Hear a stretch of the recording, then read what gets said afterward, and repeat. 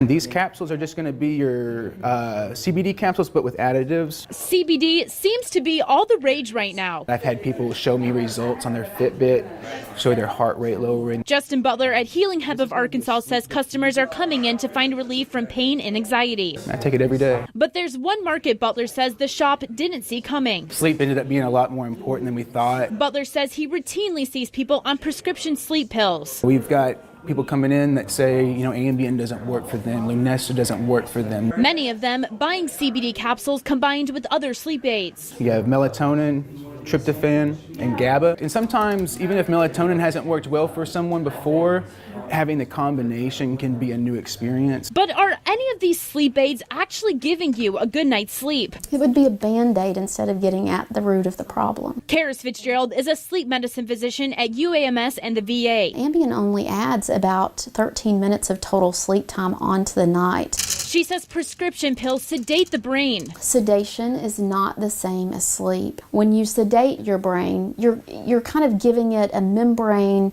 signal of stay asleep, stay asleep. And this prevents you from getting into a natural deep sleep. Where we're actually rejuvenating the cell and repairing the cell and doing all the things that need to be done. And when it comes to CBD, she says some types of it may be more helpful than others. Anytime you give your body a higher dose of something that might be helpful at the time, the brain chemistry is going to swing back the other way. And so over time, the more you're exposed to that, the more your body kind of needs it. As for melatonin, she says this also comes in dosages much higher than the brain is used to. And instead of hitting just specific receptors in specific parts of the brain, it blankets the receptors. You don't quite get the same entrance into sleep as you might otherwise. Fitzgerald says instead of reaching for a sleep aid like melatonin in the supplement aisle, it may actually be more beneficial to reach for the magnesium instead. But there are certain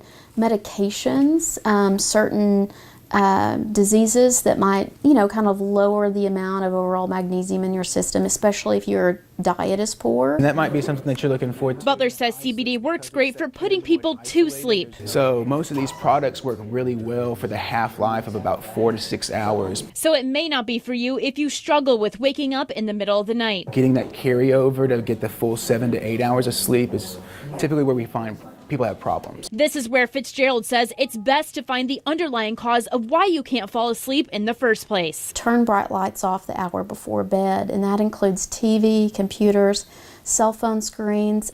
So it's really much better to get at the cause of insomnia other than trying to cover it up. In Little Rock, Melissa Zigowitz, THV 11 News.